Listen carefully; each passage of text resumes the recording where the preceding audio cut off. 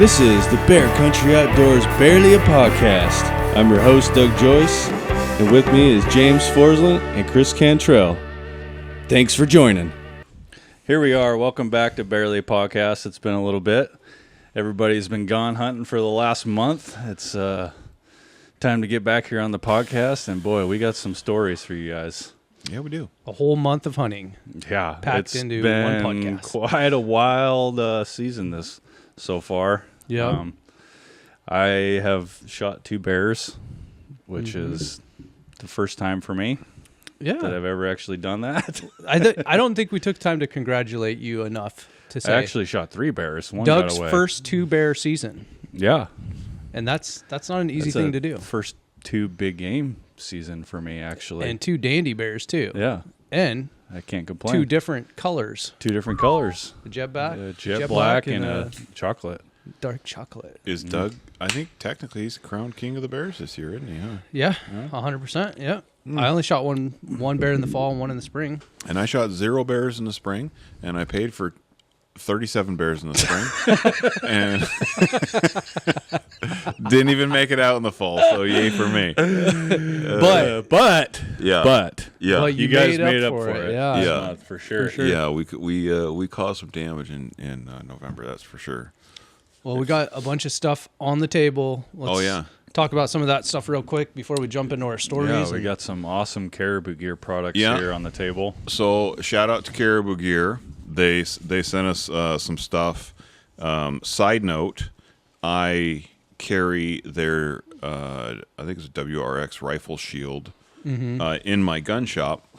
So the custom guns that I build, like the ones that we have here at BCO, so the ones that we did with the MDT chassis and the benchmark barrels, American Rifle Co. Actions, Timney triggers, loop-pulled scopes, which are awesome. And The we shot did, lights and out we, this and year. we did build videos for them, and they are a work in progress. which are coming. Very soon. So I cover mine with my. I've had one of these Caribou Gear covers for my rifle, and they just came out with a new Tactical one. It's all black, and so I just bought a couple cases of these for the gun shop, and they had sent us one, which Doug will be rocking on his rifle now.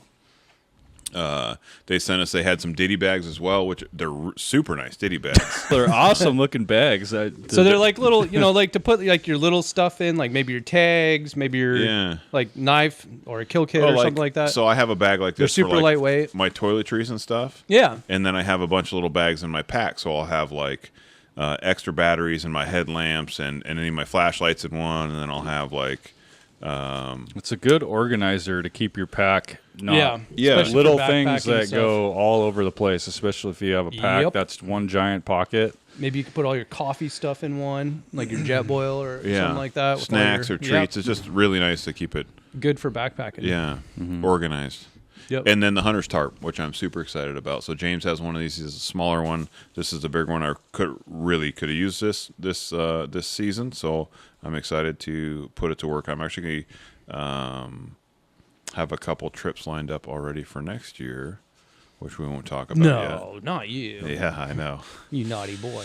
Taxidermy. So I haven't even gotten through this year. I know. I know. Yeah, I'm not done. So Doug and I are still hunting deer Yep. Yeah. You guys still Which got is about pretty exciting. almost a month left. and predator hunting, and We really need to do that this year. We were just talking about when we're going to plan a predator trip, or maybe just even a day thing. and trapping. Trapping season's open for me. Yeah, that'd so, be great. yeah. I think it would be awesome to go shoot some coyotes. I know it needs to happen. Yeah. And Coyotes, if bobcats. Cougar's open I know Cougar's open in 204 still. Is it? So if we end up back over there, we could always. Well, because a lot of the 100 units closed early. Our unit's open here. Right I think now. it still is. Yeah, Yeah. 407 is open. I think. Bobcat is open. We could do some damage. We could. I still actually have to shoot the coyote that ate my mother-in-law's cat here, so I'm looking forward to doing that. And then I'm gonna Yeah, mount. maybe we'll have to just do a podcast on a Friday night, and then after the podcast over, we'll go out there and shoot some cat. Bring out the Yeah. Get the shotguns. call out. Yeah. blast some critters. Get the night vision out. Yep. Yeah. You can hunt bobcat and coyote at night as long as it's not during general rifle season. You can, yes. And I forgot, Caribou Gear apparently has tactical belts now, which they sent me, and I wore it today. Quite comfortable. Okay. I like it. It has Velcro on it. Fashion show? Okay. Fashion show. Yes, please show us. Go Chris. right ahead. See? But this is, look at this. So it's got the lock, Yeah. but then it's got a Velcro. Yeah. So it keeps it tight. If you're a 280-pound guy like myself, when you sit down, you build a lot of pressure. You need a little bit of relief. Sometimes one belt loop is too much. Yeah, the holes in my regular leather belt are just like incredibly stretched oblong. out. Yeah. Like, so. They're like 2 sizes or 3 sizes apart. Yeah, so having, I'm guessing it's like Cordura nylon, most likely. But Little flex in it. yeah, super. Nice. It's really nice. Yeah, it's very Okay. stiff and rigid, good, tactical. Put a holster on it. Nice belt. Caribou Gear. Caribou Gear. Check them out. They got a lot of cool stuff. Yep.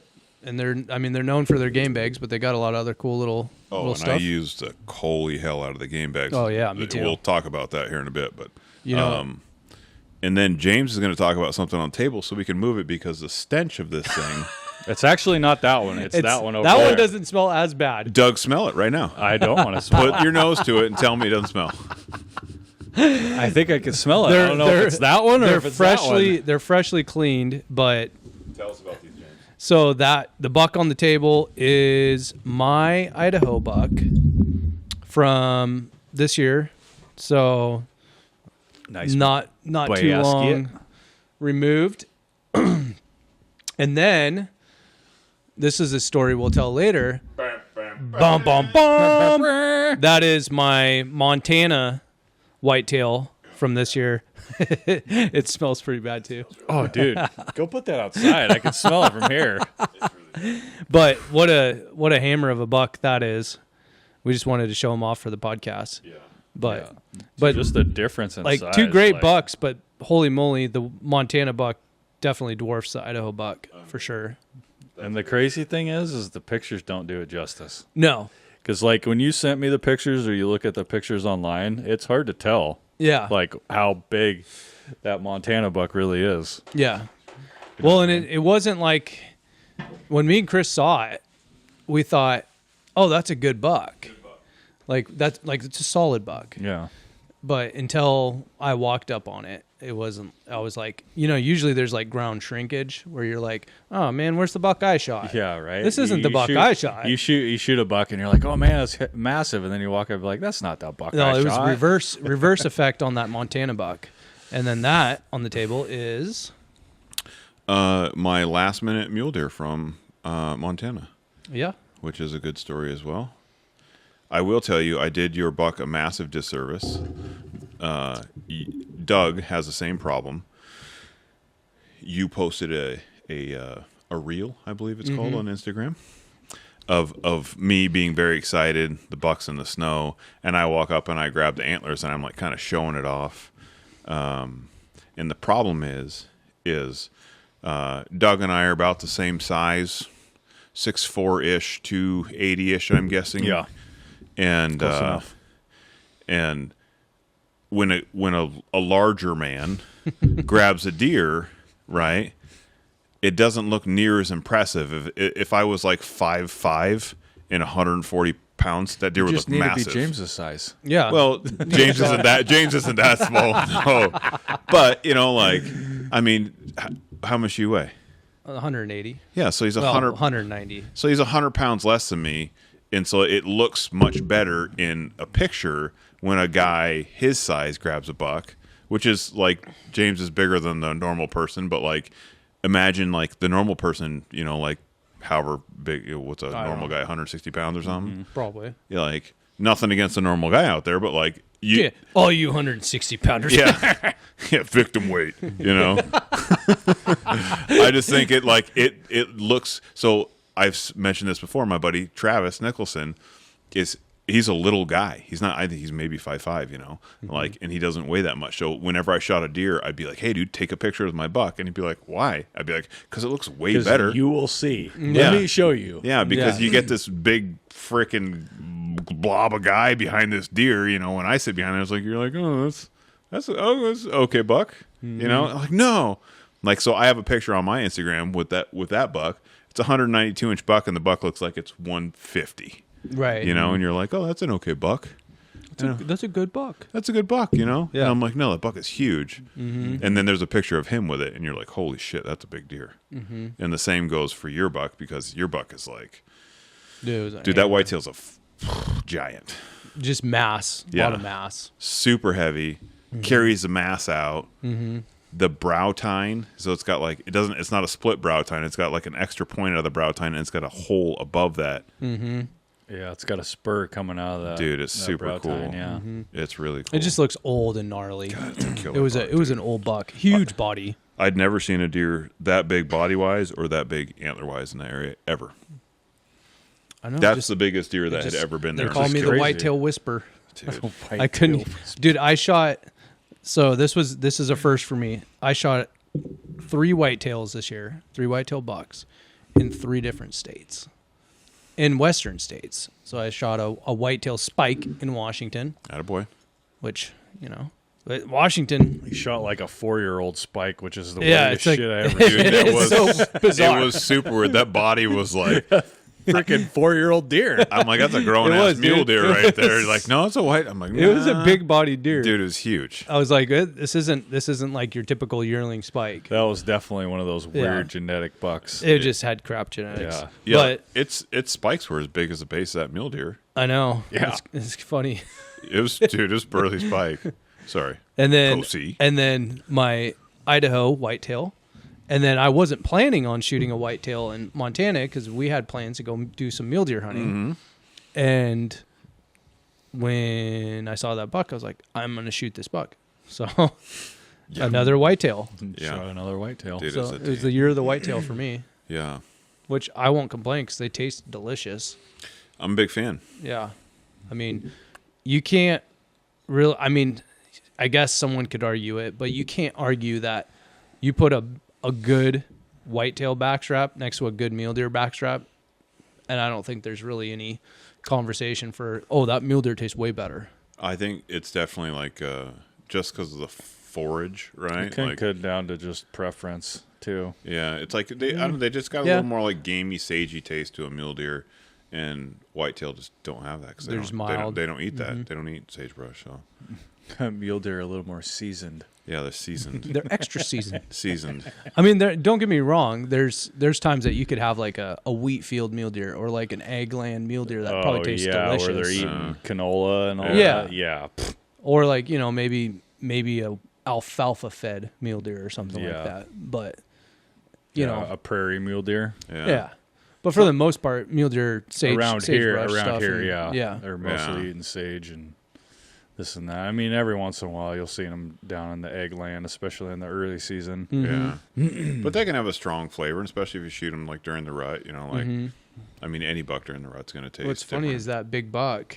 I mean, he was rutted up Yeah. and tastes delicious. Really. Like you wouldn't know. Like you could compare him next to a doe, and you probably wouldn't know the difference. Really. Very mild. Yeah. Nice. I was very shocked. And Yeah. I was like, That was yes. and that was a big damn bodied whitetail. Oh, dude. Biggest body whitetail I've ever killed. Yeah. I've killed quite a few. That was a big. He'd been eating good, obviously. Oh, yeah. I think he had just spent a lot of time eating. What is that grass that grows around there? It's like a sweet grass or something. Yeah, yeah, down in the marsh there. They call that the buffalo grass? Or Something like, I don't know what the hell. It's a son of a bitch to walk through. I'll tell you that much. because you shot your bull down in Dude, there. it was terrible. Speaking of, Yeah, we should start there because that's kind of where November kicked off, right? Yeah.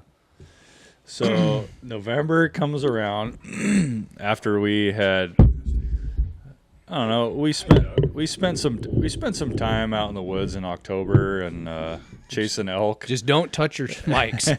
And me and James went I like on that elk trip and got almost on them, and then ran into bears, so we decided to shoot some bears. Our elk hunt turned into a bear hunt. Yeah. But Chris's elk hunt And started then, out and a then little November came around, and Chris was headed off to Montana. Mm-hmm. And he spent a whole month in Montana. And do tell what we have here on the table. Yeah, it was awesome. It was so I left November 1st with my dad, and from Western Washington we stopped. Matt Russell just bought a new place in Hayden, Idaho, so we swung by there. I put a video up. I think it's just like on my personal Facebook page, but like it shows me back in my truck and trailer into, or not, it didn't show it back in, but it shows like my truck and trailer backed into Matt's garage, and then behind my truck and trailer is his truck and trailer, and they're not even close to each other because his garage is 150 feet long. Yeah, I was going to say it's probably 200 feet long. Dude, it's so ridiculous. It's so freaking ridiculous. But anyway, so we stopped there, and then we went to Montana. We get to hunting right away. So Matt brings his trailer and his side-by-side, and then my trailer and my side-by-side. And the nice thing is I have a Yamaha Viking 6, so it's nice because it's a 4-seater with a dump bed, right? So you can haul a lot of stuff in it, but it's stock, so it's got smaller tires and it's pretty low to the ground. So if there's not a lot of snow, it's perfectly fine. Gets good fuel mileage. You can take it anywhere. You could haul a lot of stuff. A lot of people, a lot of gear. Yeah. But Matt has a Can-Am Defender, and it's jacked up with giant tires and all sorts of stuff. So when the snow gets deep, we can take his. His gets strong good. Yeah, dude, it's so nice. It's a really nice side, but it was like 3 times the cost of mine. You might as well just convince him to get tracks if he's going to be living over there. Oh, dude, that's another story when I got stuck with a guy with tracks. But anyways, so to start out, we're both zipping around, and I think we hunted for a couple days. It's probably like the 4th day I think we got on these elk, and there's a spot where if you have onX number 1. Which is very, very important because the mapping, everything is so big. Where James had no idea, and when he got there, I was like, "Dude, it's big," and like because you can see for 30 miles, and it doesn't look like as 30 far miles. as your glass can see. Yeah, that's how far you can see. And you're hunting all of that. You're hunting everything. You're hunting hundreds of thousands of square miles. So we spot these elk. They're out in East Jesus, but you can see forever. They don't look that far, right? So I'm like, my side-by-side, Matt's side-by-side, we're going down this road, we park on this corner, and I'm like, I'd killed elk there before. I'm like, okay, so if we hike straight in, we can get on these elk. So we start hiking in, and it takes, my dad stays back at the side-by-side, at my side-by-side, and it was a little farther than Matt expected, but he was a trooper, so... if you can picture like a giant bodybuilder walking behind me, that's Matt. So he's not like built for long range hiking, he can lift 1,000 pounds, but long range hiking, he's made some strides. He's made some really good strides, and he did do a lot better this year, but it's a long ways, and his Achilles, we're all jacked up, and like the terrain is terrible, dude. It's incredibly uneven. And then when you get far enough in there, it's just marsh. It's frozen. And sometimes you sink through, sometimes you don't, and it's every step is a guess, So it's like it sucks to walk in. So we get close, and the elk are like 100 yards, 200 yards into an area that we can't shoot. So I'm on my onX. I'm like, you've got to be freaking shitting me. And he's like, what do you want to do? And I'm like, oh, I'll just hang out. I go, I'm going to walk over here, I guess. And so I start walking to the right, and they get me pinned. And they're like, oh, shit. And they break out, right? So they run straight away from us. Well, luckily, the way that they ran out and around, it was a long, long ways, probably a mile that they ran, but now they're in an area that we could hunt, right? So I'm like, okay, now we got to hike up and around the tip of this lake and back down, and again, the frozen marsh. We're trying to get across these frozen little creeks, and we kind of get to a point to where I'm like, hey, the elk, if they keep coming the way they're coming, we can sneak on them, get a shot. Hopefully they come close enough. And he's like, dude, I'm wiped. I'm going to stay here. I'm like, all right, I'm going to hike down here a little bit. And so I kind of go skirt this lake, and finally I'm like, dude, I'm just going to stay here. And that grass you're talking about, it's like a thick, wide bladed grass, and it's so long that it grows up and falls over, at least in the wintertime when we're there. And then the problem is when it falls over back into the water, assumably when it's summer or whatever, well, it freezes. And now you got all these thick-stranded, wide pieces of grass that are looped and frozen in the ice. Yeah. So if you don't pick your feet up well, which I do not, you're dragging and tripping. Dude, you're tripping every freaking step. So it's like high knees. Like I'm like back to 2-a-days at Central Washington. Yeah. You know, football. And I'm like, my knees can't roll. I'm like, I can't lift my knees any higher, coach. You know, like it is terrible. So we sit there for like an hour. Finally, Matt comes over and he's like, dude, they're not coming any closer. We're out there. You know, we're a good 3 miles out there. And again, and it looks like 200 yards. Yeah, it doesn't look that far, right? Right. And it would like 3 miles isn't a big deal if the walking's easy, right? Like you can walk a road 3 miles, no problem. This is not easy walking. It's like, it's like post hole and it's 3 miles. Yeah. So there is snow on the ground, right? And then where there's not snow on the ground, it's frozen ice and this grass where you got a high step. And so I go, classic me, because, you know, I'm stubborn. And I'm like, I'm going to give it one more go, you know? Yeah. Just let me give it one more They're go. still out there. They're still out there, dude. Yeah. I go, I think I can kill one of these things. I go, just let me, I got this little trick, right? I'm going to give listeners a pro tip. So because it's so big and wide open and you can see for so long that if you walk directly at them, it's hard to judge the distance, right? They may see a little bit of movement, so I kind of just tuck my arms in, right? So my arms aren't swinging back and forth, and then I gotta, you know, high step it, but I'm very systematic, and it's just same, like very mechanical, same back and forth, and I keep my arms tucked in, and I walked for like over half a mile, just straight at them, and they didn't move because they probably see you, but they don't know. They don't know. Like, is he moving or is he coming towards us? Yeah. Yeah, it's hard to tell, right? It's easier for him if you're moving side to side. Yeah. Profile. Yeah. Yeah. So I get out there and I'm like, man, I'm going to kill one of these. I'm going to kill one of these elk, and I'm pretty excited about it. So here I am out in the middle of East Jesus, thinking I'm by myself, and I'm trying to get set up, and the grass is really high. I'm typically a prone shooter. I like to shoot prone, and it's just too high, so you can't lay down. Tall, too flat, yeah. And then a perk of being me is my spinal cord is in a titanium chassis, right? So it doesn't bend because everything's bolted together. So I can't like lay on the ground and like just pick my head and my back up. Oh, yeah. You know, because there's only a small section of my spine that actually bends, you know, so I'm like, I just can't do it, right? Because I'm just, you know, stiff as a board, right? Mr. Robotnik over Yeah. So I'm like, shit, what am I going to do? And all of a sudden, like, I hear something behind me. It scares the shit out of me. And I look behind me, and there's Matt. And so he had hiked out. He's like, I knew you were going to shoot one, so just coming, right? So I'm like, oh, geez, you know, he scared the shit out of me, dude. And he did. It's like, screw this guy. If they ain't moving, I'm going to follow him. Yeah. And so we're like 800 something yards, dude. And Matt's like, I need a fence post. And I'm like, what?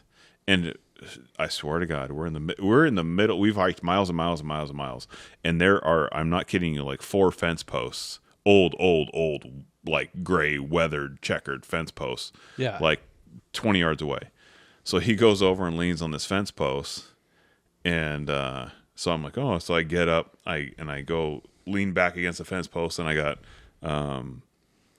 the old school Harris triple extension bipod, so you can sit and shoot. And again, being a tall guy, right? Like I could pull them all the way out. I don't know how long they are, 28 inches or something, and I could sit there with my gun and shoot from a seated position, lean back against that fence post. Now I'm not a great shot seated, but I'm like, it's what you got, right? Yeah.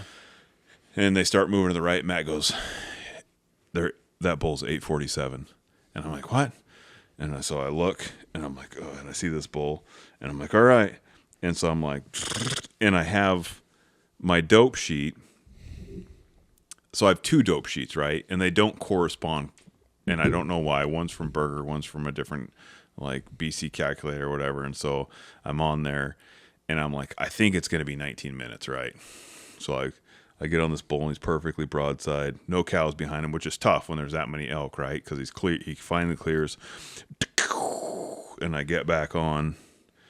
And because I can watch my shot, because those guns shoot super freaking nice. I got a can on the end of mine too, which helps a little bit. But so I shoot, and I look, and he doesn't even flinch. And I'm like, like halfway up his belly is grass. So I'm like, oh, okay. I didn't see the grass move, so I'm guessing I shot over my dialed too much dope, right? So dial my dope back, but then he turns and he's like looking right at me, right? And I'm like, son of a bitch.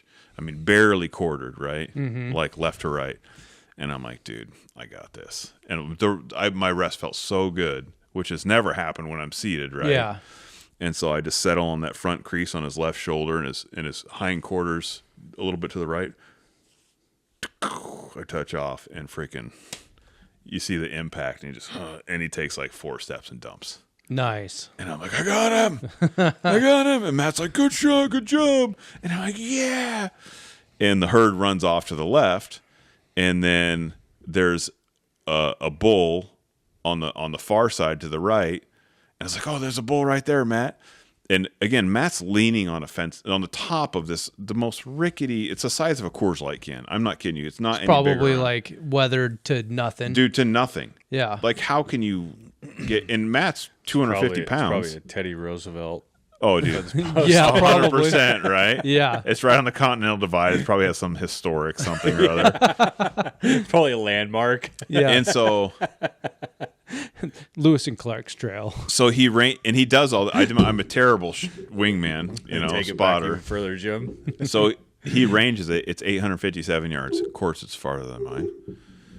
And he lines up, and he's on this fence post, and he goes, oh, he's running left. He goes, and I see just right in front of this perfect elevation, right in front of the elk. And I see the bull. I go, dude, you're just right in his chest. Like, you just missed him like an inch left. He goes, all right, racks it around, sends it. And I go, I didn't see anything. And he's like, dude, the trigger brake felt perfect. And I'm like, yeah, I don't know. I didn't see the impact. And the elk just goes and falls over. And I'm like, you son of a bitch. You just shot an elk at 857 yards off a fence post. Dude, that's impressive. Like, standing off a fence post? Dude, there's no way I could do that. Yeah. Well, he's a freaking great shot. Dude, he's a great freaking shot. I saw it firsthand. Yeah, he is a good freaking shot. So, long story short, now we have 2 bulls down. We're in the middle of East Jesus, right? Mm-hmm. My dad's back at the side-by-side, which is good because it's 3.5 miles away. And so we get over there, and we locate his bull, we locate my bull. And like 2 minutes into this, I forgot my little battery pack, and my phone dies. So I get like no footage, shit for content. I can't call anybody. I can't pull up Onyx. I can't do anything. Like, I'm so reliant on my phone. I'm so pissed. So if you're back in the old days, You're so pissed after you just both shot bulls. Yeah. Like, damn it, I can't take a picture. I'm like, we need a battery sponsor. Just is what we live need. in the moment. we need what is it? Dark energy, whatever.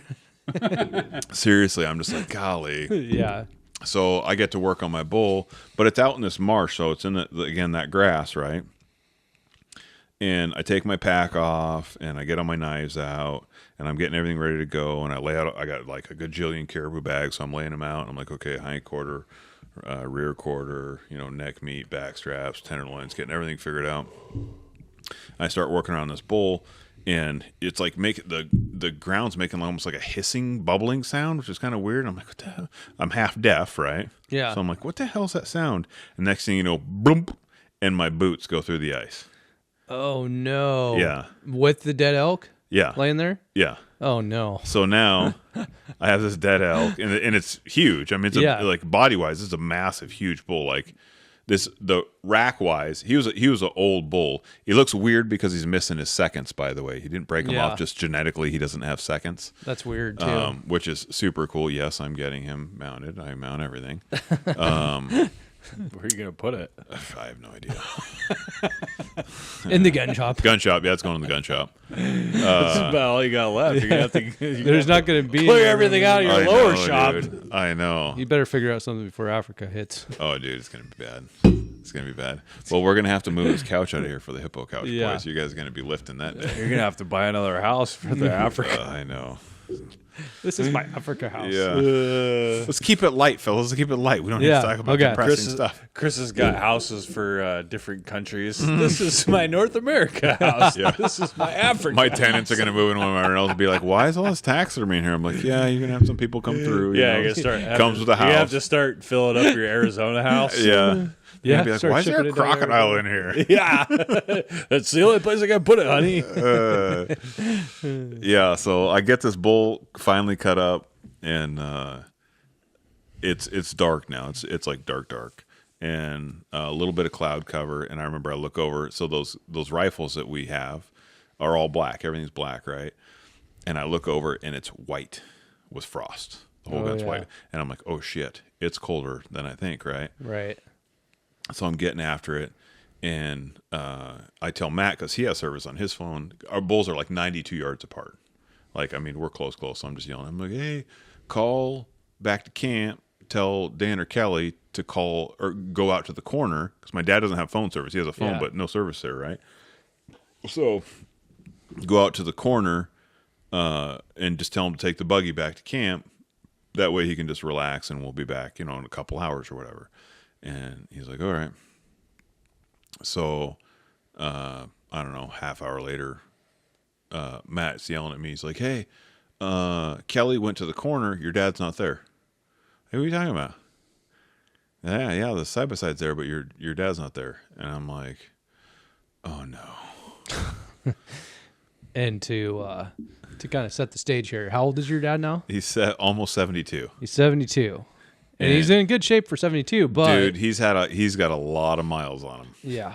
He's a 1,000,000-mile big rig, Where are you going? going across the country, dude. He's wore We'll out. find out, Doug. He's got new knees and hips and every part, and I love the shit out of my dad, and he's a great guy, but god damn it, this pissed me off so bad. So so the good thing is, so he started doing this Ozempic thing, right? So he lost a bunch of weight. Well, the thing is, when you do that, you lose a bunch of muscle too, right? Because he's always been a very strong guy. So yeah, he lost 50 pounds or whatever, but he lost half that's muscle, right? Right. So you need to be very, very strong to be in this country. Like, that's why when James and I came in here, I was like, Doug, man, I could have used you in Montana, because Doug's a big, strong guy. He's very, very strong, like big, strong legs, right? So I'm like, God, that would have been nice. We needed that Packer. Oh my God, badly. Yeah. So I'm talking to Matt, and so Matt was a firefighter, and used to dealing with medical type situations or whatever. And he's like, dude, this is really bad. If your dad's walking out here, he's in big trouble. Because Matt's 50, but he's in incredible shape again. He's a power lifter, but like, he trained for this for months and months and months, and he was gassed getting out there. It's not easy. And so he's like, dude, I'm really worried. And I'm like, I'm worried too. And then I'm getting irritated, right? Because I was like, why would my dad do that? It's so far. He can't go this far. Yeah. He's trained 0 days for this. I've been training for 6 months, and long story short, we wait and we wait and we wait, because you can't call him. He doesn't have a radio. He doesn't have a cell phone. He doesn't have anything. Yeah. And then we see like this little shimmer of his Amazon headlight, in the distance. And then I start yelling, Dad, and Matt, run, Yeah. And finally answers, he's like, yeah. And I'm like, I'm so angry. Because you're like, Because I this think he's is going to now- die. yeah, this like is I'm not good. I'm angry because like, I like the fear. I'm not gonna say it. Right? Well, I'm just like, yeah, I'm thinking, snow. I'm thinking like he's going to die. There's no way he's going to make it out of here. There's no freaking way he's going to make it out of here. If Matt is gassed and I'm tired just from walking out here, yeah. and we took 1,000,000 breaks and he just walks out, right? And so I'm like, don't be mad at your dad. you come do this trip with him because you love him and it's going to be fun. And I'm like mentally having this conversation with myself. And I'm so pissed, dude. I'm so freaking pissed. Well, it adds another level of stress because you got these dead elk laying out there. Yeah. And you're trying to figure that out. And so way off in the distance, I hear, he's like, I'm coming. And I'm like, turn around, go back. And he's like, huh? And Matt's like, no, don't tell him to turn around because we want him with us. That's going to be the safest. And I'm like, dude, he's still 1,000 yards out, 1,200 yards out. Like, we'll catch up. Yeah, that's going to save him a mile, So I don't think he's got an extra mile in him. Yeah. So long story short, he comes all the way out. I'm like literally pouring Niagara Falls onto the rage inside my body because I'm like, I gotta calm down. I'm sure you look like you're on fire. Oh, because dude, it's colder than shit out, and you guys have been dude, you're literally sweating when it's negative out. Yeah. And then I've been standing in the water in this literally like slushy water, for 2-3 hours. Disarticulating this elk. So I got this whole pile of elk meat. I literally just get done. Everything's in the caribou bags. Everything's done. And he gets out there and I'm like, what are you doing? And he's like, I came to help. And I'm like, with what? With what? What are you going to do, Dad? And he's like, well, I just thought I could help, And he's trying to be a nice guy. He's trying to be a nice guy. He had excellent intentions. But he's not taking into account his boundaries. And I'm just like, because he thinks boundaries. he's, a young man still. Yeah. And I'm like, Dad, you can't do this. Like, you're old. And I go, you got to hike back out of here. Like, we got to turn around and leave right now. And he's like, I ain't carrying you. And he's like, what do you mean? And I'm like, what do you mean? And he goes, I thought you said you had horses. And I'm like, Dad, no. I said I was going to try and hire horses to come out here to pack the meat out. Horses. Not us, right? Yeah. And so then, he thought he was going to walk out there and get a ride back on a horse? No, there's no way he thought that because we didn't talk at all. So when we were yelling back and forth, I'm like, no, just turn around. I'm trying to hire packers to come out with horses to get the meat. And so he comes out there again. My dad's, it's going to be me here in however long, 30 years. I'm going to be this very elaborate. Yelling at Chris. I have to pack Chris. Oh, dude. We'll just leave you Chris, there. Dude, turn around, Chris. I won't be there, dude. I'm not going to do that. I know better. But he's this very elaborate storyteller. We all say that. We all know we're going to be stubborn old shits. So then he just starts making random shit up. Well, I thought you said you had horses, and I thought you said you needed help. I'm like, when did I say we needed help? How did you talk to me? Are you on the internets? Are you talking with, you got the phone number direct to the internets?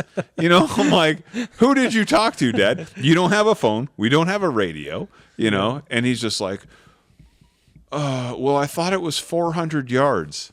And I'm like, I'm thinking, all right, I'm going to go home That's and start. what he's doing. Yeah. I'm going to have to go home and start shopping for a home for my dad, and to put him in a nice mental care facility. I'm like, Jesus. I'm like, 400. I go, Dad, it's 3.5 miles. Yeah. 400 yards is a quarter mile. Yeah. And he's like, I didn't think it was that far. And I'm like, all right. So you're like, neither did we until we got out here. I'm calming down. Again, I'm angry because I was fearful that he was going to die, right? Mm-hmm. So I calmed down. I'm like, all right, don't ruin this. Like, this is a great moment. You just say thanks, Dad. But again, he's got like fake knees and hips, right? Mm-hmm. And he's got old man legs now because he's lost all his muscle. So he's literally walking, like, imagine these are his legs, and he's just swinging them out around the grass instead of like, this is how a normal, like... You know what I'm saying? So he's got his poles, and he's swinging his legs out around the grass, and I'm walking behind him. What is this, the Ron roast? Yeah, and I'm like, this is the end. This is the end. This is the end of my dad. Sorry, Ron. This is not how I want to go out. I know. I hope he hears this because he did something very stupid, and he needs to not do it again. He stressed me. Like, there's a reason I look like Santa Claus, people, because my dad's stressed. I love the shit out of that guy, but man, he stressed me out there. And Matt was super stressed too, right? So you guys were both stressed. Long story short, somehow You're gray. Matt's bald. Yeah. by pure freaking John Wayne grit, he makes it out, and which it was amazing that he slept for the next 2 days after that, but he made it out. A quick 7-mile trip for him. Yeah. Which is freaking amazing. That's impressive with all the work that he's had done. But then we had hired the horse guy, right, to go out. Mm-hmm. And somehow when I had marked it on my Onyx, when you mark my waypoint, like you can do it to where it's not like the GPS hasn't like dialed you in. So it was 200 yards off, right? It's like 190 something yards off. Yeah, could be a big difference. Well, out in the there, nighttime, in the middle of the night, so the guy goes out. One of his horses falls through that ice. A mule like falls up like to his brisket, and he has a hell of a time. So long story short, Matt meets him, past midnight out at the corner, and he's like, "Yeah, did you get the elk?" And the guy's like, "No," and I'm not going back out there. And we're like, "Oh no, shit, that's a long ways." Yeah, right. So now Matt gets back at like I don't even know what time in the morning it is. Comes in my trailer, wakes me up. He goes, "Hey, dude, just letting you know the outfitter didn't get the meat." I'm like, "What?" And he like throws my money at me, and I'm like, "No, I want you to take my money and just pack it out. I don't want to go back out there." So I'm not happy. Now I sleep for like a couple hours. We wake up, and Matt's not happy, and I'm not happy, and I'm like, "Dude, how are we gonna do this?" Because it's very, very rough. And he goes, "We're gonna drag the sleds out there," and he goes, "I'm just gonna drag mine out." And I'm like, so when we came out. I came out with my pack and my gun and all my stuff, right? But I didn't bring any meat, no head, no horns, no nothing. So the entire elk is there. My entire elk is there. Matt's entire elk is there. So Matt has a sled. I have a sled. We walk out there. And they're nice sleds. They're like snowmobile tow behind sleds. Yeah. So my dad buys this like Matt has like a smaller, like it's just like the plastic kind of corrugated on the bottom, and then my dad buys this big fancy Pelican. It's got big fancy runners on it and all this stuff, right?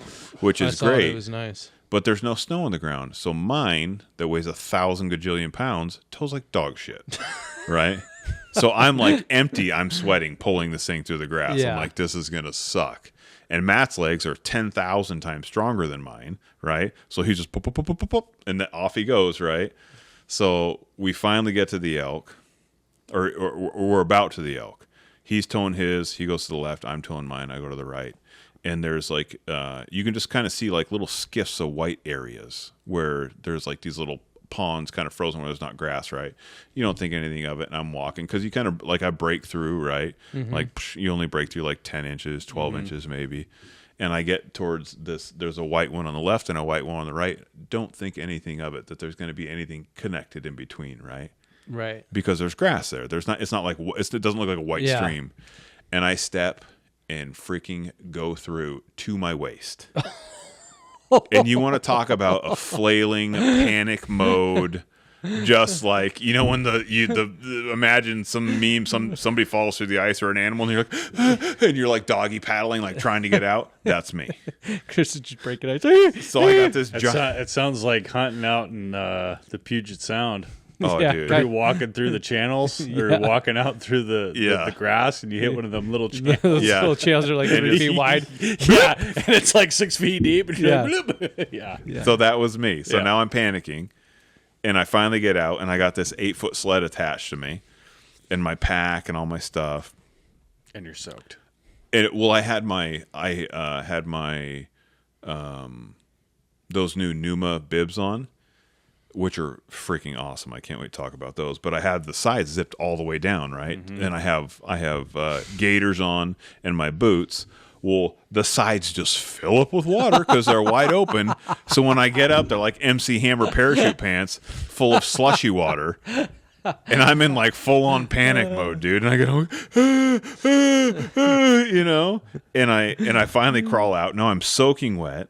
And it's not like super cold out, but it's probably like 30, The sun's out. But I'm just like, dude, I'm gonna have to like hustle because I gotta like warm up. You gotta move that body. Warm yourself up. Yeah. So I go over to my elk, and again, body wise, it's a really big bodied elk, right? I think I got some pictures like the hindquarters on my Instagram on like a 36-inch wide board. I mean, it's a healthy elk. Yeah. And so I load everything in the sled, thinking like, usually I would never do this, by the way. Just to preface this whole story, I would hike in, make backpack trips, and I just hike back and forth, and I just put the miles on the boots, and I don't care. I would never drag a sled across like nothing where there's no snow. But Matt's like, we're just gonna do this, and I'm like, I'm stubborn, so I'm gonna do what Matt's gonna do, right? Right. I can do it too. Load everything up, this whole 5-point bull, and it's like, I mean, it's down to like the nubbins, like the rib meat's cut out, everything. There's just a small carcass there. The bones are in the front and rear quarters. I put it in there. I put the rope around my chest. I got my backpack on, and I go to lean forward, and nothing happens. That's not moving. And I'm like, oh shit, what do I do now, right? So I'm like, oh no. I'm like, oh, I got an idea. Wait until spring comes. And Yeah, I know. And you can float it. I think of this quote from I'm a big strongman guy, right? So Eddie Hall was he's a strongman competitor, was the world's strongest man, and I remember when the year he won, he was like 400 something pounds. He was just gigantic, and I remember he kept saying weight moves weight, and I'm like, I need more weight, And I'm like, I got an even better quote for you, but I'll wait until your story's over. don't be a bitch, It's pretty Chris. close to that. So I put a hindquarter. Did I put a hindquarter in my backpack?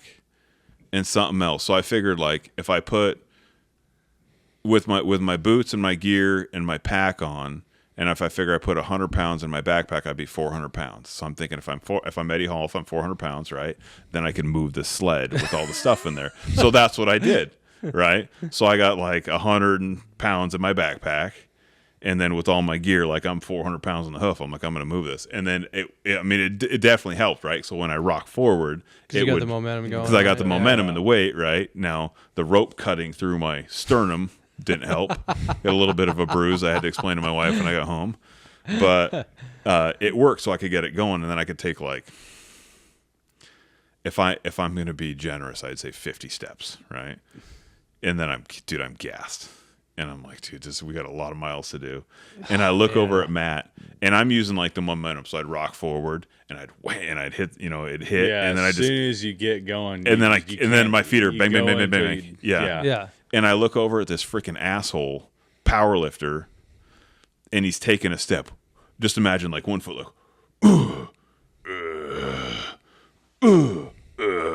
and he's doing that like zero momentum.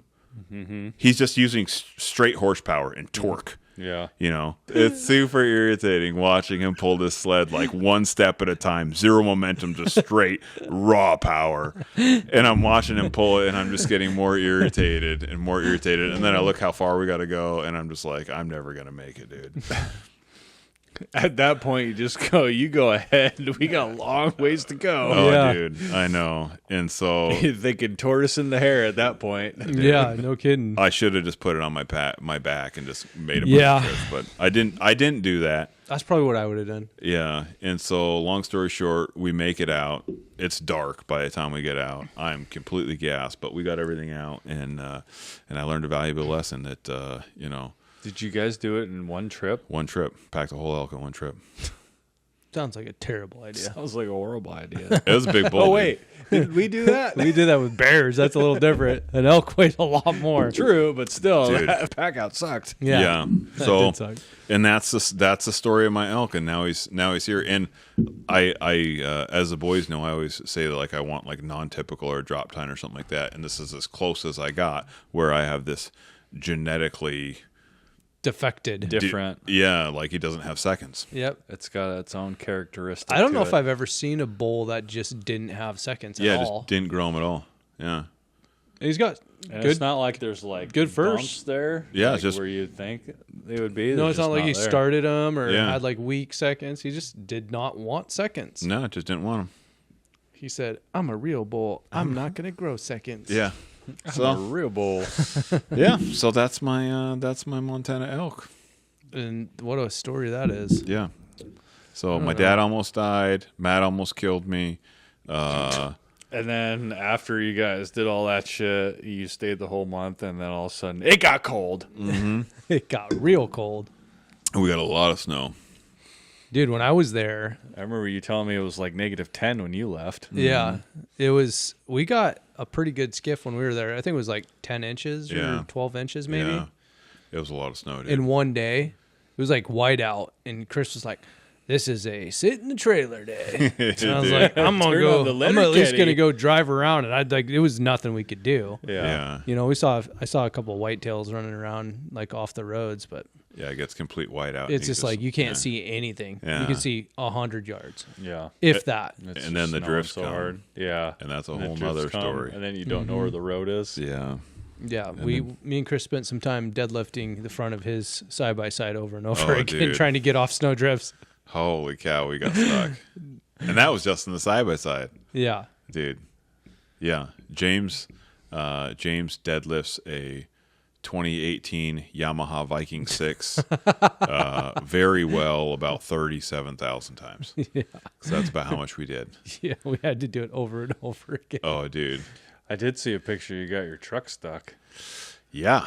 You're not deadlifting that. No, Yeah, I was there's no not a deadlifting big anything. Dodge. You ain't deadlifting. No, I can that tell you was a very humbling, embarrassing, cold, time-consuming mistake I made, and it sucked. Did you think that you could drive off the road and you'd No, type of deal? Or no. So, do you want that story too? I mean, here, let me check the time. Yeah, I mean it's a story, and we still got to talk about like I mean, at this point, We I haven't don't know if talked we're about getting- Idaho. I don't even know if we're going to get to Idaho. How much time we got? We've been going for about an hour. Okay, should we just let's do Idaho. So we could probably fit in Idaho, maybe, as on a long podcast. Tell me about Idaho. Okay. So Chris is in Montana. He gets his bull. I think this is maybe 2 days after you got your bull. Yeah. So I'd gone over to Coeur d'Alene to look at a couple places with my wife, and she was going to take off after that, and she ended up going back a day early because the kids needed mommy for something. Happens. So I'm like, okay, well, if you're leaving, I'm heading straight to hunting camp. And Chris was going to meet me the next day, but I went over kind of a day early. Yeah. And so I get in and get camp set up, and it's looking pretty good. I think I was texting both of you guys like, I'm seeing bucks everywhere. Like, Right. This is gonna happen. like there's Right. bucks running everywhere. Yeah, that was awesome. You know, I'm and sitting at my house. I'm like, I'm like, it's looking good, right? And so this is where things get really interesting. So I get the trailer set up, and I'm getting ready to go out for the first morning. Have one of those night sleeps where you're really excited because I saw all these bucks coming in, and I was like, it was in the dark, but they're running across the roads in front of me. I'm like, oh, the rut's on, like it's gonna be good, and can't get a good night's sleep because you're too excited. You're just Too like, jacked. tomorrow's gonna be awesome. And anyways, I wake up in the morning and I go to get ready, and I start looking around the trailer, kind of like frantically, like, where's my bin? It's a giant bin full of all my cold weather gear that I packed for the trip, for Montana, for Idaho, for everything. And I'm like, where's my gear? And I go, Isn't that the big black Costco yeah, it's like the big black ones with the yellow lid? Yeah, Yep. exactly. Oh yeah. And so I'm like, oh no.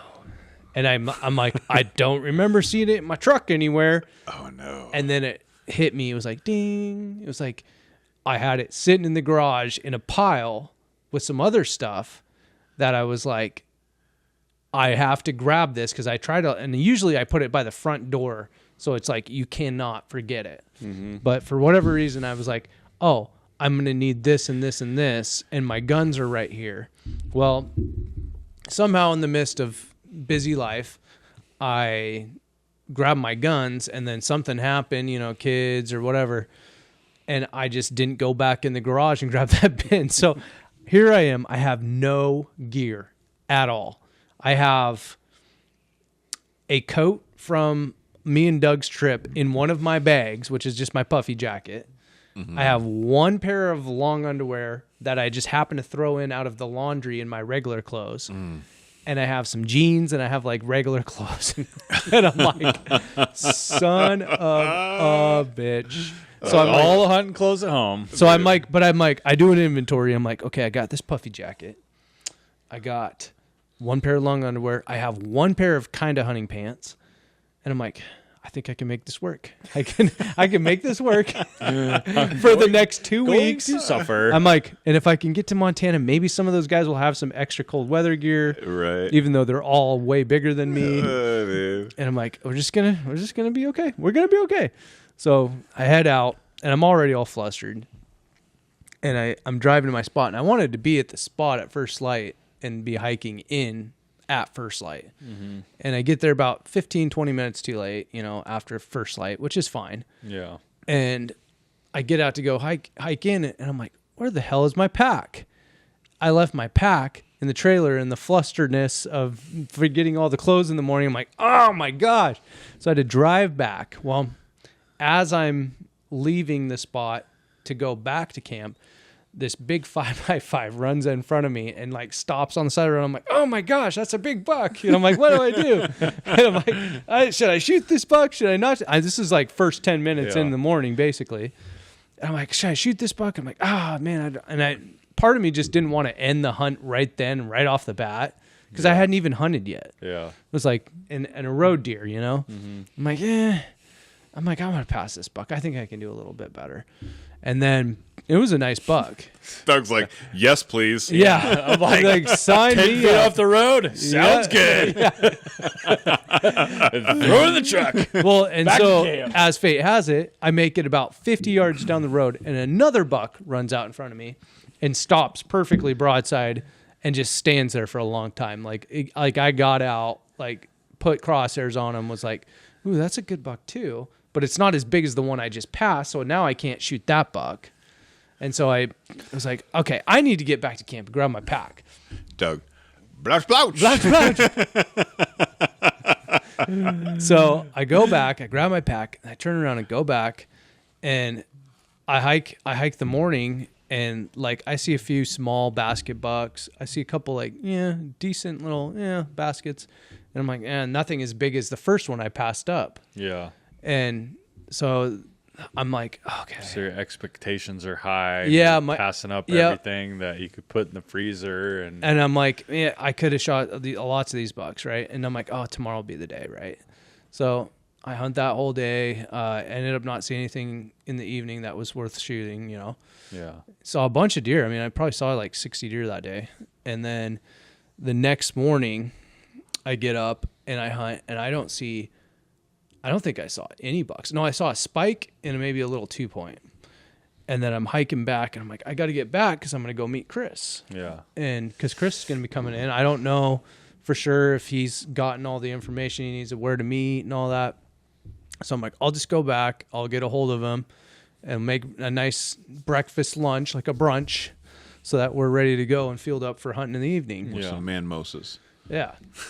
And, There were no man-moses. so I go. Just cruise lights. I'm heading back to camp, and I go, I don't know, maybe half a mile in towards camp from where I was hunting, and I see something off the side of the road, and I'm like, oh man, that kind of looks like a deer.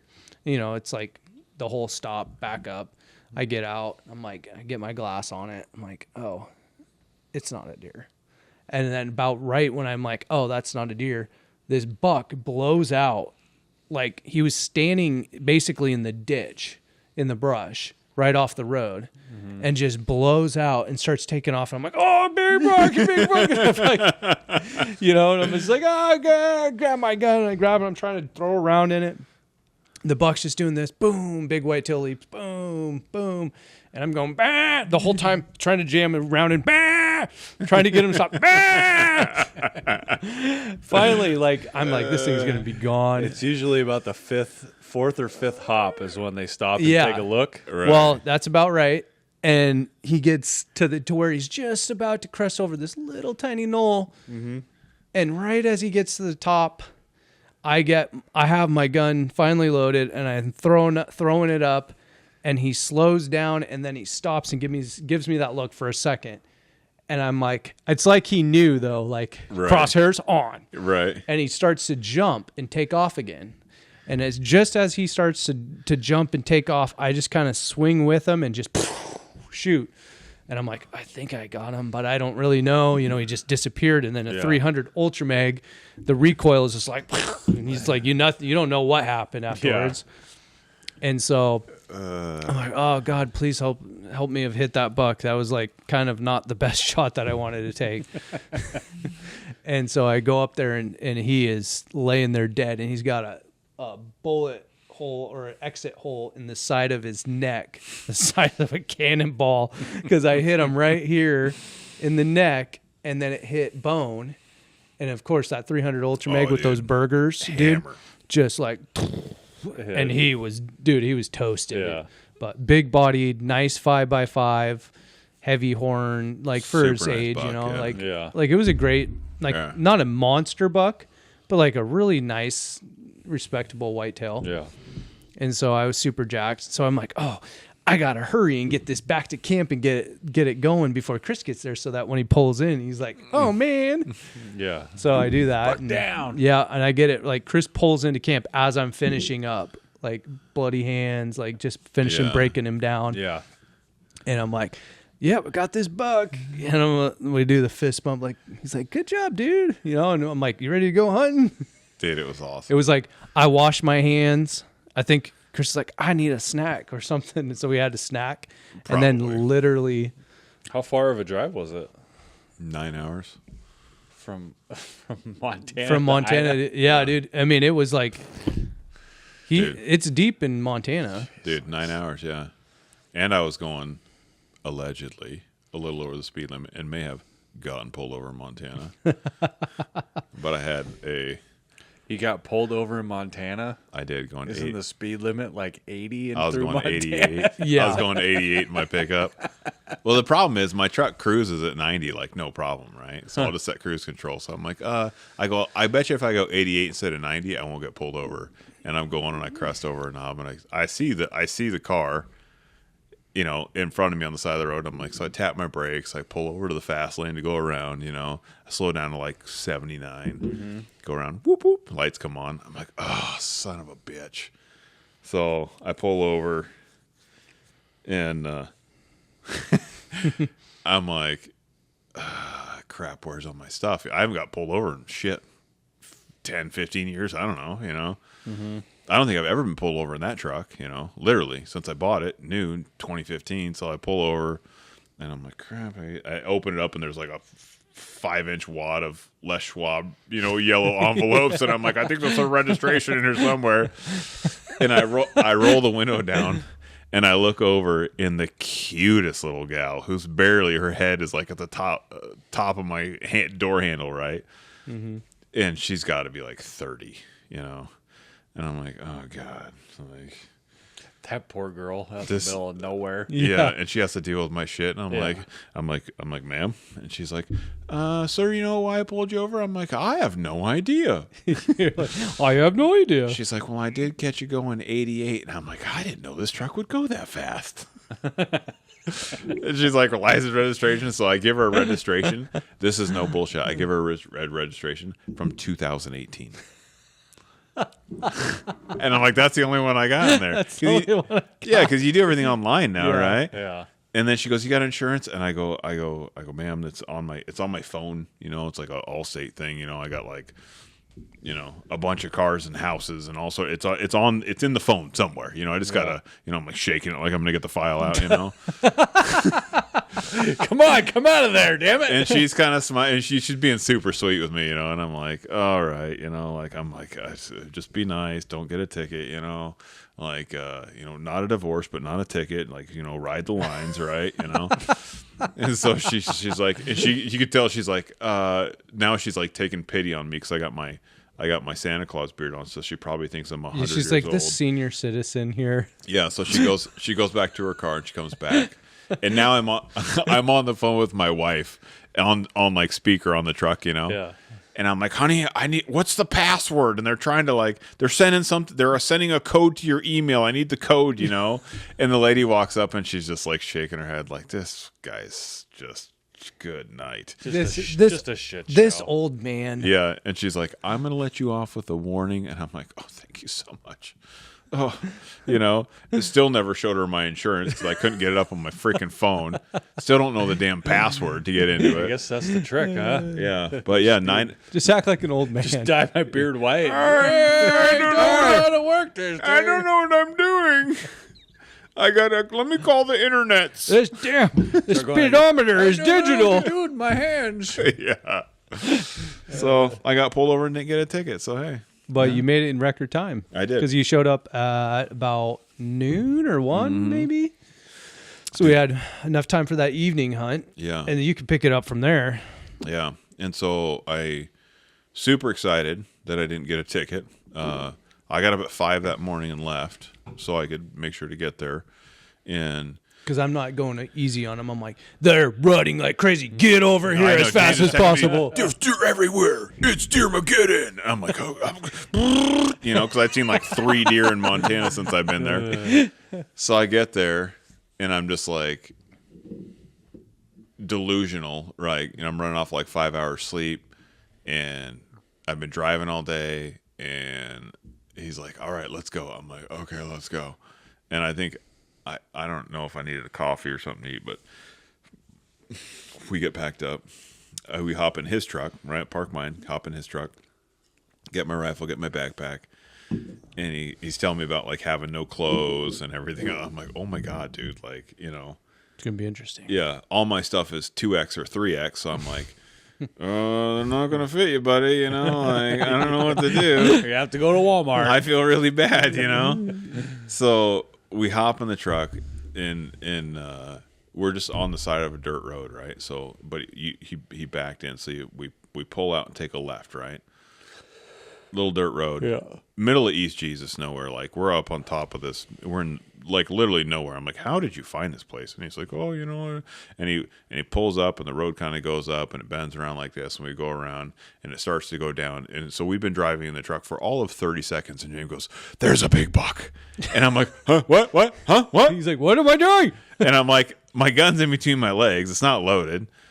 I think my stock might have been folded still too. I don't even know. And I'm just like, what? Where? There's a deer? Where? And there's a deer like 10 feet off the road. And I'm like, oh, and it's a nice buck, right? Yeah. And I'm like, oh, and I'm like totally just not firing on all the cylinders. I'm fumbling around. I'm like, meh. And I'm like, where's the door handle? Get me out of this thing. Yeah. And I'm trying to get out. And James goes, oh no, the UPS. I'm like, and it doesn't register. I'm like, what are you talking? He's probably going, what are you? What? Dude, what? We're in the middle of nowhere on a dirt road. And he's like, the UPS. And I'm thinking like, oh no, that's it. He's done. Like he's young, but he's stroked out. And he's, he can't make it anymore. He's just, and I look up and here's a giant freaking brown UPS van. It pulls like front to front to our truck. I'm parked in the middle of the road. The buck's standing right here. Yeah. Like 10 yards off. And the guy's looking at us. He's got like his earbuds in or whatever, and he's looking at us. And I'm looking at the deer. I'm yelling at Chris, just get out and shoot it anyway. Right in front of you. Screw the UPS guy. Oh, dude. But in the commotion. Yeah. So the buck runs off, and then the whole joke after that was, what can Brown do for you? Well, it can mess up your deer hunt. Is what they can do. So 30 seconds into and this is so like. To preface this whole whitetail thing, I'm not a whitetail guy, right? I'm a mule deer guy, right? I've killed lots and lots of mule deer.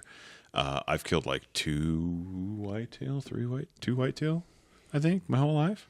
1, 2, Yeah. 3 now. 3 now. Mm-hmm. But James like, it's different hunting here, because we're up in timber. We're on the top of a mountain. We're in timber. It's really weird that there's whitetail there in my mind. And he's like, you got to be fast. And I'm like, what do you mean? He's like, dude, it's cowboy stuff. You got to be fast. And I'm like, okay. I'm not fast, so that's going to be great. He made it well aware when I talked to him on the phone. Yeah, and I'm just like, okay, great, and he's like, yeah, you got it. It's like fast cowboy type, shoot from the hip, and I'm like, that's not. I'm gonna lay down, prone, catch my breath, dial my dope. I'll shoot 1,200 yards, no problem. But fast, I'm no Bob Munson. That was the thing, is like when you were growing up in our family, if you didn't shoot first, you weren't getting anything. Dude. Yeah. Well, not only that, because whitetails just blow out. Yeah, it's like that's pretty much how we hunted, is blown out whitetail. That's we how go blow them out and then shoot them. Yeah. That's pretty much how we did. You get your shot after they blow out, usually. Yeah. So I'm hunting Hunger Games style. It's super great. It starts pissing rain, Dude, leaking, bro. like tsunami. Leaking. And I'm just like, and we go down, and that's exactly, James, this is how it would go. We're sneaking down. You can't hear anything. It's just the rain is hammering you. And James be like, and I'd be like,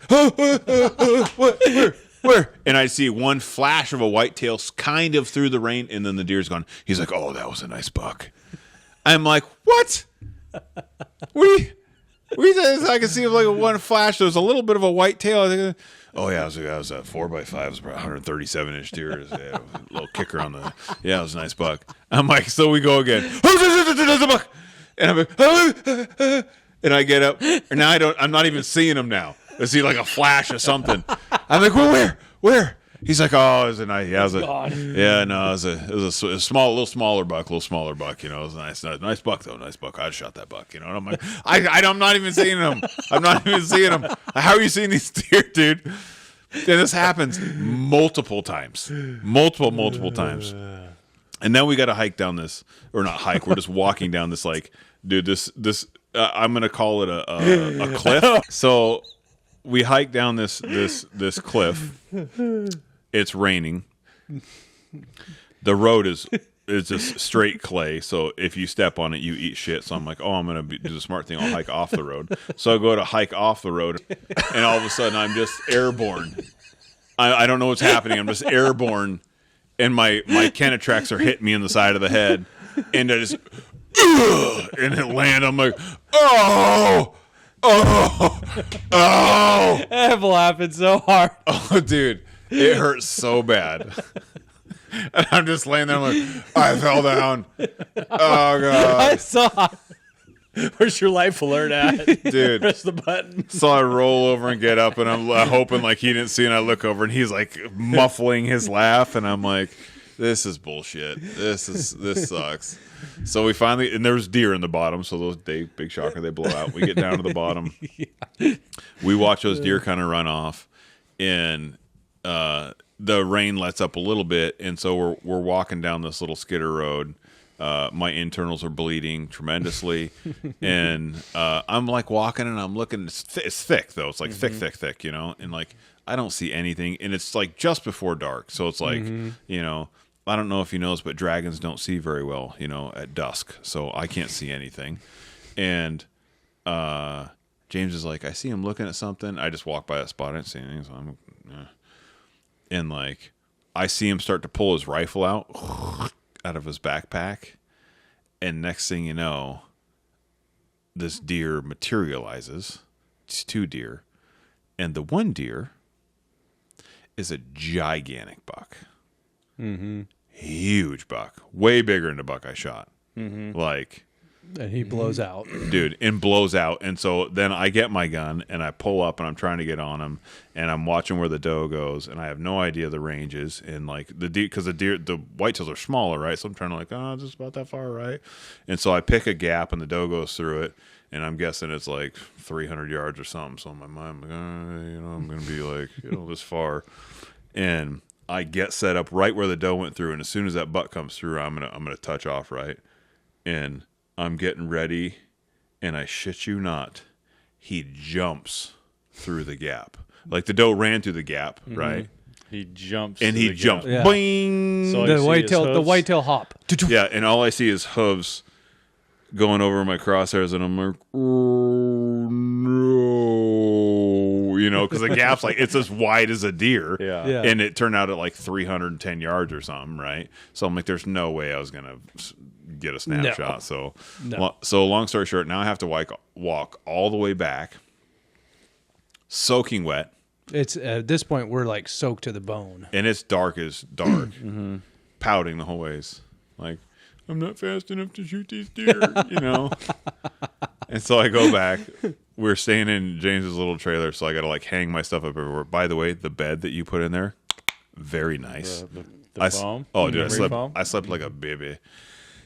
Wake up. It's a lot better than sleeping on a piece of plywood. Oh, my God. So nice. That So, was the whole reason why I got those. It's like, I know better. oh, dude. Yeah. I even went and bought an extra one. So the little bed. Yeah. Yeah, because he stole my bed. So Oh, yeah. Well, I was like, James is like, what are you going to do? He's like, oh, I'll let you have the big bed. I was like, okay, well, I better be nice and at least get one for him. Yeah. So he's not. no, it made it a lot more comfortable. Yeah, no, it was very comfortable. So we wake up and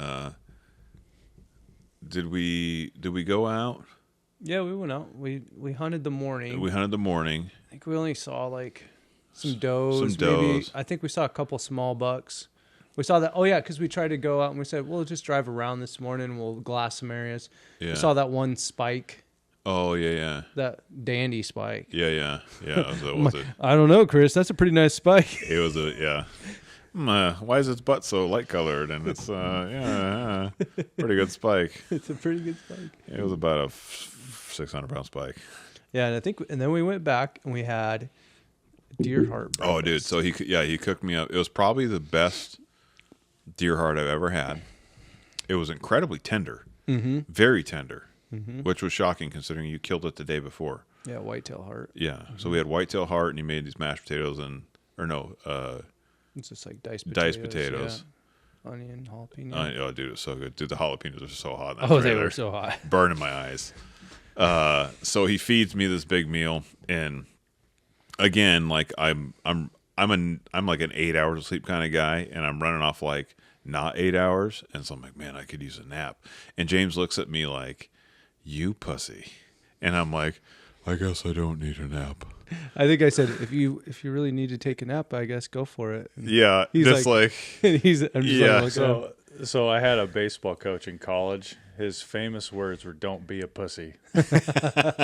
well, So it lives in infamy in my head. So Yeah. whenever I'm feeling soft, I Yeah. think of that. I'm like, all right, I'm good to go. yeah, and he Whatever it is. yeah, thanks, coach. Yeah. And so he's there trying to help me, and I'm like, I know how that is because I'm the guy in Montana that takes everybody out, right?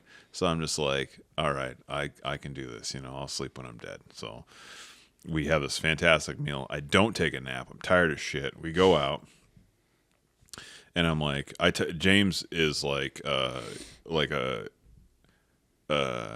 I don't even know how to put like a jitterbug, you know, he's got a lot of energy and he does not want to sit. And I'm like, we should go sit. And he's like, yeah, that's a terrible idea. But I'm like, I need more time. I'm like, oh yeah, that sounds good. But, Yeah, you could tell. He's like, yeah, sure, okay. Like, and I'm like, I'm thinking to myself, like, hey, if we sit above where that big buck was at and we'll catch him moving through the brush and then I can shoot him, right? Because I'm trying to like, dude, it's like, I mean, you might as well be shooting doves out of the brush, right? This is how fast we're shooting. yeah, Doug knows. Which is, yeah, it's not my forte, right? But I'm like, all right, I'm channeling my inner James Forsland. I'm a cowboy. I'm a snapshot. Everything's cool. I can do this. And so we're walking down, and we're just about to go to the left to go down to the steep spot to sit. And he goes, oh, you know, this goes to the right over here, this skidder road. And it goes down to this cool little draw, and then over here. And I was like, yeah, we went early. I didn't take a nap, so hey, let's go check it out. So we go to the right, and it goes along this ridge, and then it kind of dumps down a little bit. And it comes into this flat, and it looks really good. Mm-hmm. So across this flat, it hits this hillside, gets real steep, but the hillside is wide open for like 60 yards probably. I mean, it's a big chunk of open hillside, and it's some brush and stuff. I was like, oh man. That looks like there'd be a deer there, you know. And he's like, I always think I'll see deer there, and I never see deer there. And I'm like, oh yeah, it looks like a good deery spot, you know. And so we look and we glass and we're quiet. We're being, you know, Super slow. super slow. Yeah. yeah. And I take like 2 steps, and James goes, "There's that deer!" And I'm like, what? Like, where? And I look up, and right where we were looking, a deer had walked out from the right side to the left, just out of this pine tree, and was just walking down. And I'm like, and he looked, you know, when a deer's walking right at you or going straight away from you, looks massive. I'm like, that's a big deer. Oh, it's a big ball. That's a big deer, right? And so he's like, do you see him? I'm like, yeah. And so I got my gun, and like slow motion, like I shoulder my gun. I got those, the VX6 HD comes with those Illumina flip-up caps, which are dope, by the way.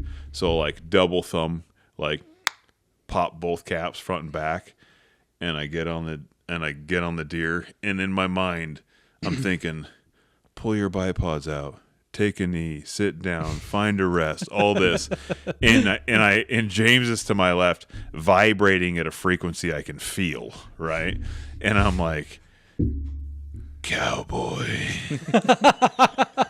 And I pull up, and I don't even know how far it is. I'm like, as soon as those crosshairs, because he's walking straight, he's down the hill, walking straight at us, and as soon as the crosshairs hit the chest, when I touch off that 300 PRC and that 220 goes down range, and you can hear this the whap. Oh yeah, I mean, loud. He buckled too, like he did the whole. You know, so gun recoils. I come back up, no deer, and I'm like, the shot, like the trigger break felt great, the shot felt great, everything felt great. But I'm not a snap shooter, right? Like it's not something that, like, you know, I just feel much more comfortable prone. And he's like, oh yeah, you know, you got him. I was like, yeah, the shot felt great. I don't know. So we walk up just a little bit. Long story short, he just ran down the hill like 30 yards. Yeah, and straight forward and just piled up. And when we gutted him, when we pulled the heart out, I mean, the heart was just like an accordion. I mean, it folded out and it was like a foot wide. Yeah, I mean, just blew it in half. Yeah. Perfect shot. Yeah. So I'm a cowboy now, you know. It was like Quigley down under at the end, you know. I said I never had much use for it. I said to him after, I said, I'm proud of you. I hope you know that. Dude, Welcome, my son. I'm telling you, I'm a cowboy now. I'm a snapshot shooter, apparently. Yeah. Quick straw McGraw. Yeah. You know, That's he what can we do like to it. call it. He can do it. He just needs to force himself to do it. You know? You just need James Forsland right behind you.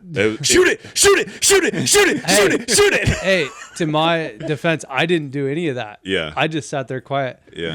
And I just was like, but in my head, I'm like, he better shoot fast. He better, that buck's going to blow out. Yeah. Yeah. He did a very good job. He was very calm. And I was very, You were very thankful. Because Yeah. usually it's either shoot that deer, shoot it, shoot Yeah. it. If you're not going to shoot, I'm going to shoot it, shoot it, shoot it, shoot it, hurry up and shoot it. Or it's everything comes out of the bags. He's throwing shit all over the place. And you're like, what are you doing?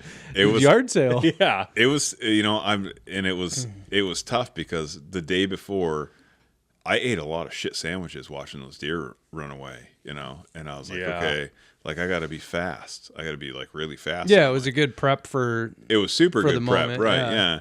You know, and I've shot, you know, And finally, we saw one that wasn't blowing out when Yeah. we saw it, you know, which was good. and I've shot a lot, right? Obviously, like, but it's more like I shoot off a bench a lot, right?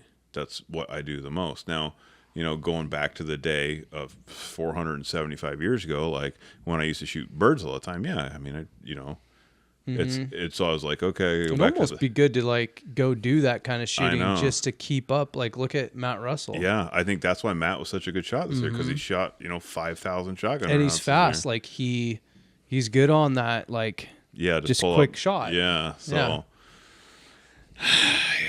yeah, I mean, it was 161 yards. It wasn't real far, but at the same time, I'm like, still any It's free really far in the moment. freehand shot under pressure in over the 100 moment. yards is Yeah. good. Like Yeah. that's a Yeah. tough shot to make. It's a tough shot for anybody. It was a nice buck. It was, It was yeah. a great buck. I It wish we had it so we could show it off. I know he's in. I didn't.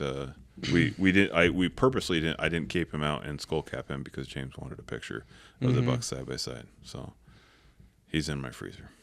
But it's a nice buck. Yeah, great Nice eating buck. buck too. We ate Yeah. some of it. Oh the my other god, night. it's so tasty, It's like veal, dude. So you guys came back with a whole ton of meat. dude. So many meats. Dude, a lot of meat. We're gonna have to do some trading. Yeah. Between shoot a me deer and Chris, this year. we came back with 6 dead animals. So Yeah. that's a And lot. Doug and I have deer still. You guys still got deer I still tags? got my deer tag. I ate tag soup on my multi-season elk tag, but I ate tag soup on my bear tags. well. I feel you, Doug. Maybe there's one more chance, Doug. Maybe there's like a late archery or something around here. that we Isn't can- there? There is like a. There's not because I have an Eastern tag. Oh. Isn't there? Oh no. Well, no, you have multi-season. You can hunt east or west with multi-season. Yeah, you I can. think so. Yeah, you can. Just in case Lauren is listening, I don't want to muck it up. So I have to look at my tag. I'm 99%. I'm not gonna take your word for it on that. I have to look it up. Okay, I'm 99%. 99%. Yeah, we'll call the game department. that's Not only the 1% commission. of doubt in my mind. We've had this conversation Yeah. before. I'm usually right. So where's Doug for the podcast? He's in jail. 99.9% of the time. Well, there was that 1%. There was that 0.1%. It just so happened, That'll happen. and we ran into game warden. But we do have more stories. We have a bunch of we had a bunch of adventures. It More was- Montana stories to come. Oh my You gosh. don't have time for that. So many stories. But we took a month off. We're not going to take a month off again.